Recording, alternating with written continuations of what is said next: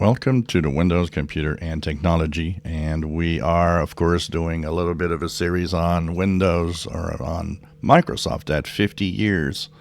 So, of course, April is the 50th anniversary of the Microsoft, and of course, the big part of what we talk about, Windows. And today we're going to talk about the major flops of Microsoft and Windows, and one of them, Windows Vista. Windows Vista, if you guys remember, was not liked.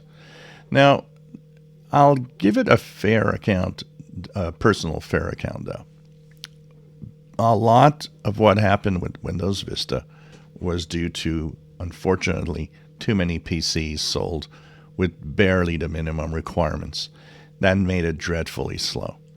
If you had a PC that was powerful and that had a lot of RAM memory, it actually ran not that bad. And by the end of the last, of course, updates that it had, the service packs, it actually was running quite well. But it was plagued with that tag of being very slow most of the time. But it still introduced quite a lot of new interesting concepts. The arrow glass feature where there's transparencies, things like that, that made it actually beautiful. The widgets type sidebar, which kind of came back in Windows 11. All sorts of little things that were interesting in here. One that I particularly liked about Windows Vista that actually went into Windows 7 also. The Windows Media Center, which turned your PC into a multimedia hub. That was a great idea. So there were some good ideas in here. But unfortunately, this was a jump over version. People went from XP to 7.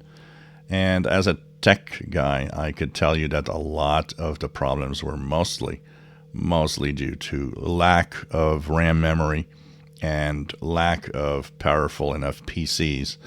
Because I had a laptop running Vista and it ran it well, and most people were actually amazed at the speed it was running on my PC.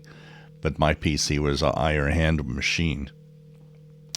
But it was nonetheless pretty much a flop for Microsoft, and they kind of scrambled. This was actually a quick thing put together because they just went crazy after Windows XP, trying something new that never worked.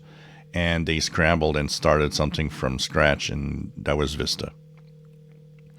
The other flop, and I think this is even bigger flop than Vista, when they introduced Windows 8, which was such a different operating system and so weird when you look at the way it is. No start menu, nothing. These styles on the screen. Somehow Microsoft thought everybody would have devices with touchscreens, which for the most part didn't happen. Most computers that came with Windows 8 were standard computers with mouse pointer, or you'd use a trackpad, and didn't even come with a touchscreen, which this was actually made for. The idea were there. It wasn't that it's that bad. If you had a tablet PC with a touchscreen, it actually was nice. But this was a total disruption of what Windows was like. Windows 8.1 made it a little better by introducing back a start button, but the damage was done. So this was another. We jump over this version. People went from Windows 7 to Windows 10 directly. So two flops that unfortunately people didn't like. Not all bad, like I said. There are some great ideas in here. But I think one of the biggest problems was Microsoft thinking that we would all jump on touchscreen PCs, which never happened. If you enjoy my videos, please subscribe, give us a thumbs up. Thank you for watching.